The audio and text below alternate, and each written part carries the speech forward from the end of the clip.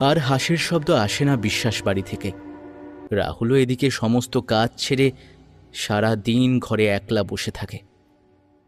নতুন বিয়ে করা বউটা কেন হঠাৎ আত্মহত্যা করতে গেল? খুব ভেঙে পড়েছে সে। এইভাবেই দিন যায়, মাস যায়। আস্তে আস্তে ঐশীর স্মৃতি আবছা হয়ে যেতে শুরু করে সকলের। সকলে যে যার কাজে ব্যস্ত হয়ে পড়েন। রাহুলও স্বাভাবিক জীবনে ফিরে আসতে চেষ্টা করে যাচ্ছে। বাবার কোম্পানিতে আবার যোগ দিয়েছে সে। সেদিন অমিতবাবু নিজের ঘরে চুপচাপ বসেছিলেন। ঠিক তখনই ঘরে ঢুকল রাহুল। বাবা, এই কাগজে একটা সই করে দাও তো।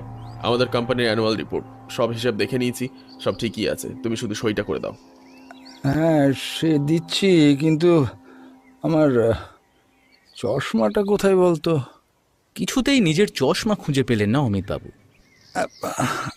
আচ্ছা, দে দে দে, আমি চশমা ছাড়াই সইটা করে দিই, দে দে। কিন্তু পেন পেন কোথায়? পেনটা তো এতক্ষণ নিজের বুক পকেটে রেখেছিল রাহুল, কিন্তু হঠাৎ করে কোথায় চলে গেল পেনটা? সারা ঘর তন্ন তন্ন করে খুঁজেও পাওয়া গেল না সেটা। কি আশ্চর্য! ছাড়ো, পরে করো সই।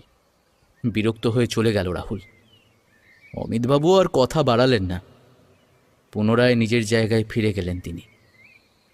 চোখ বন্ধ করে বাড়ির অপ্রীতিকর পরিস্থিতির কথা ভাবতে লাগলেন। সই করো না বাবা, ও সই তুমি করো না। চমকে উঠলেন অমিতবাবু। কি হলো? কে বলল কথাটা? গলাটা এত চেনা চেনা লাগছে কেন তার? কিন্তু গলাটা যার, সে তো আর ফিরে আসবে না কখনো। কিন্তু হঠাৎ করে বৌরানীর গলা কেন পেলেন অমিতবাবু? হয়তো সবটাই তার মনের ভুল।